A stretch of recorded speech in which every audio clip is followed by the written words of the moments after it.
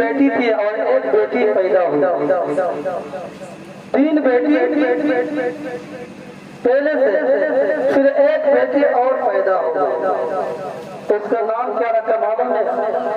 شاید آپ لوگ کے امام کے زبان سے سنے ہوں گے، ہر کسی کو معلوم ہوگا. اس کا نام ہے رابعہ. سنے ہوں گے نا؟ چوتھا بیٹی جب پیدا ہوئی تو اس کا نام کیا رکھا؟ رابعہ. رابعہ کا مطلب چار. رابعہ کا مطلب چار. تو رابعہ کے ابو جان پریشان تھے، رو رہے تھے. 3 بیٹے ہیں پہلے سے، پھر ایک بیٹی پیدا ہو گئی. 3 بیٹی کی پرورش میں اتنی دقت ہے، کھلانے میں پلانے میں، پھر ایک بیٹی پیدا اور ہو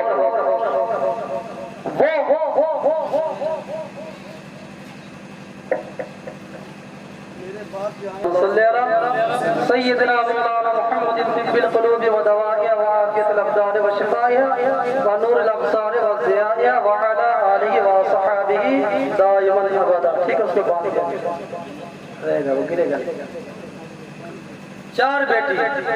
اس کا ابو جان رو رہے تھے، بہت نیکار تھے.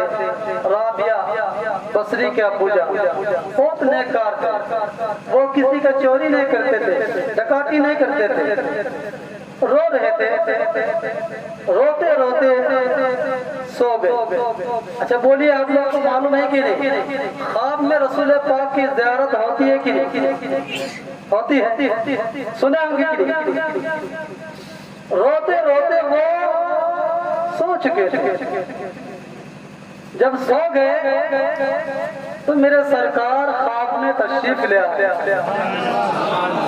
میرے سرکار خواب میں تشریف لے کے آئے. اے رابعہ کے ابو جان، آپ روتے کیوں ہیں؟ کیا بات ہے؟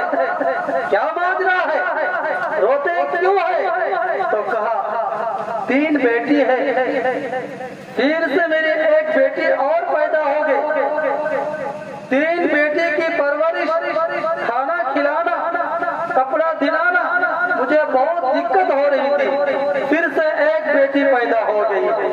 گھر میں کوئی سامان نہیں ہے کھلانے کے لیے، پلانے کے لیے، پرورش کرنے کے لیے. رسول پاک صلی اللہ تعالی علیہ وسلم نے فرمایا کہ سنو، ایک قلم لے کر آؤ اور ایک کاغذ لے کر.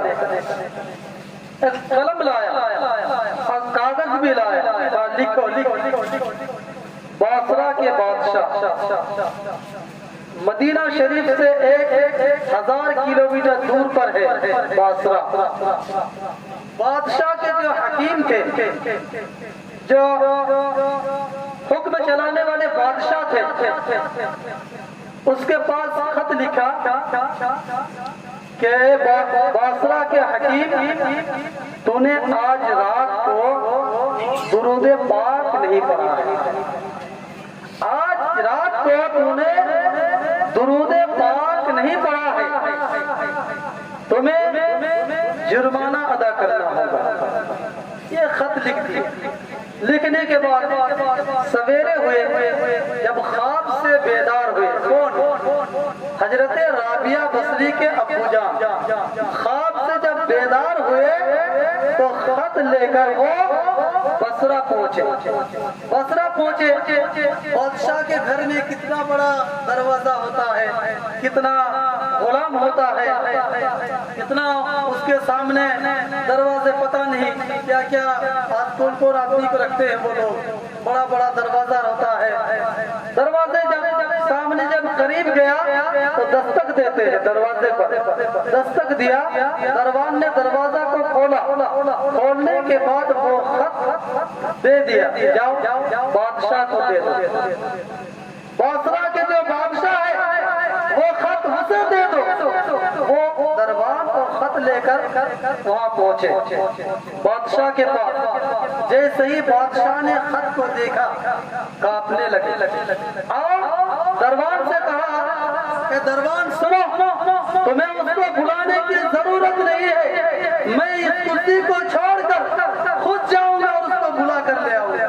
وہ بادشاہ، باسرا کے جو بادشاہ تھے، وہاں سے اٹھے وہ اپنے کرسی چھوڑ کر اور دروازے پر گئے اور اس کو رابعہ کے ابو جان کو وہاں سے لے کر اپنے کرسی میں بیٹھائے اور وہ زمین پر بیٹھ گئے۔ زمین پر وہ بیٹھ گئے۔ زمین پر بیٹھنے کے بعد کہا، او میرے مہمان، آپ بتائیں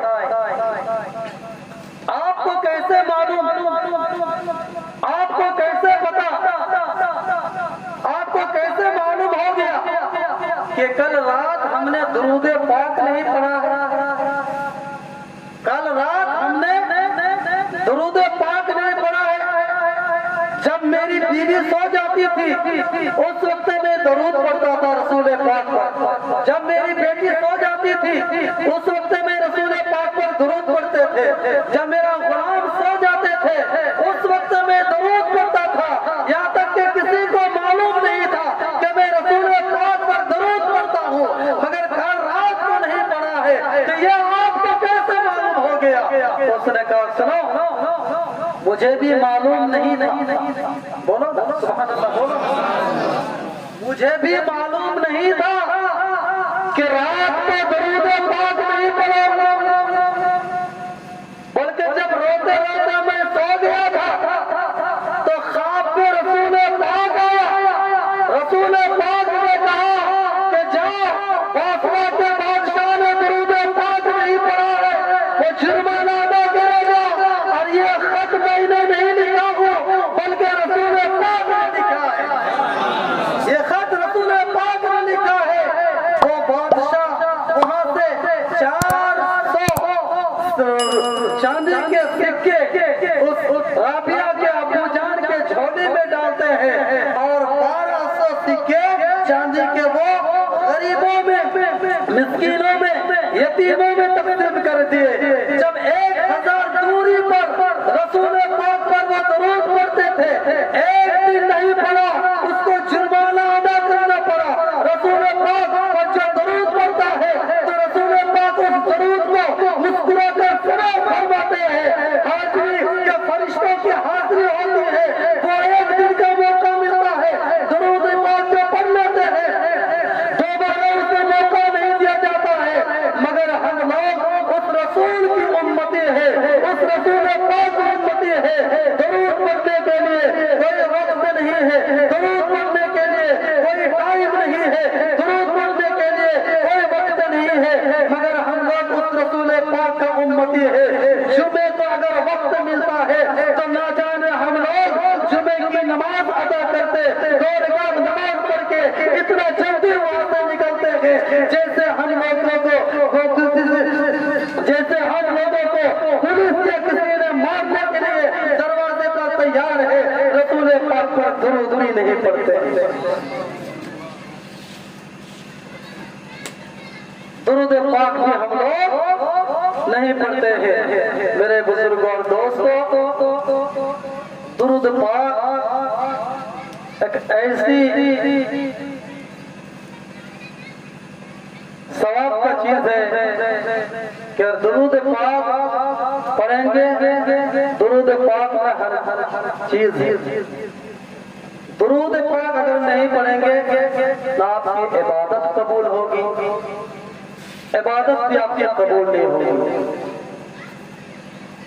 درود پاک کثرت سے پڑھیے، کیونکہ اللہ تبارک و تعالیٰ نے فرمایا یصلون علی النبی، اللہ نے خود درود پاک پڑھا ہے اور رسول پاک کے مرتبہ کو پہنچا کیا ہے۔ میرے پاس